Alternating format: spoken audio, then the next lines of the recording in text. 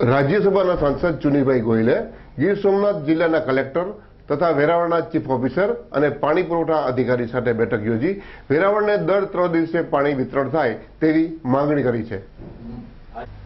રાજ્યસભાના સાંસદ ચુનીભાઈ ગોહિલે ગીર સોમનાથ જિલ્લા કલેક્ટર તથા વેરાવળ ચીફ ઓફિસર અને પાણી પુરવઠાના અધિકારીઓ સાથે બેઠક યોજી વેરાવળને દર 3 દિવસે પાણી વિતરણ થાય તેવી માંગ કરી છે।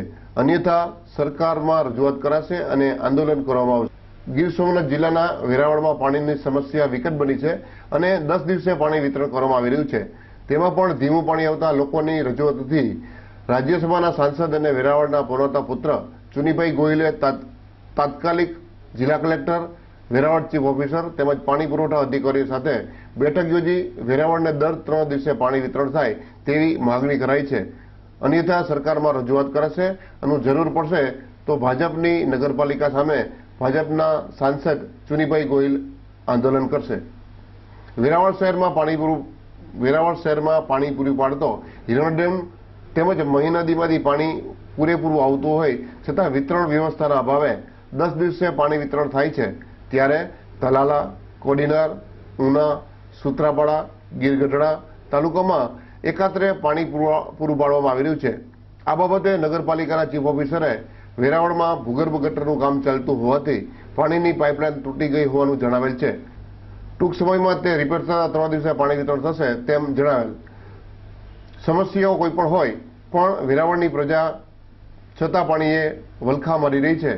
અહેવાલ ગીર સોમનાથથી મિતેશ પરમાર। ઓફિસરને પણ એ જ કહ્યું કે અમારી જે બોડી ભાજપની બોડી આવેલી છે એ બોડીના લોકો અમુક લોકો જે રિપીટ થયેલા છે, અમુક લોકો છે એ નવા છે।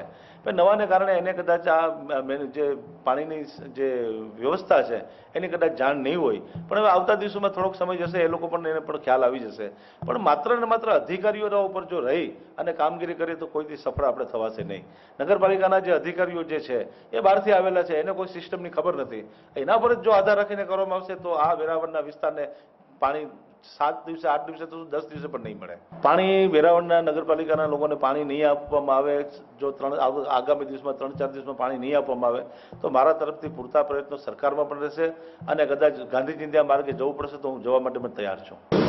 કે પાણી છે બીજો કોઈ ઇસ્યુ નથી, પણ જે કંઈ બી મેન્ટેનન્સના કારણે હોય કે લાઇન તૂટી હોય એના કારણે જે વચ્ચે એકાદ મહિનામાં ડિસ્ટર્બ થયું એ પ્રોબ્લેમ છે। જો મહી પરિયોજનાનો જથ્થો નિયમિત અમને જે પ્રમાણે મળે છે એ પ્રમાણે મળતો રહેશે તો ક્યાંય કોઈ ઇસ્યુ આવશે નહીં। તેમ છતાંય નગરપાલિકા આગામી પરિસ્થિતિને પહોંચી વળવા ટેન્કરોનું પણ આયોજન કરેલું છે।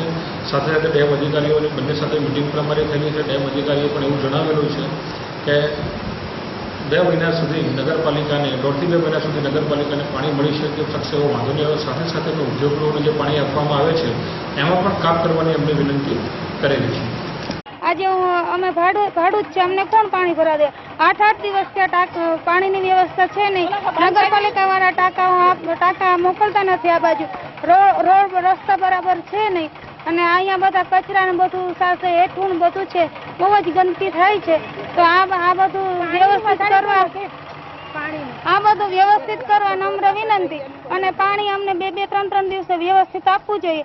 અડધી કલાકે પાણી પૂરું મળતું નથી તો અમે પાણીની સમસ્યા માટે ક્યાં જઈએ? નગરપાલિકા વાળાઓને ધ્યાન આપવું જરૂરી છે।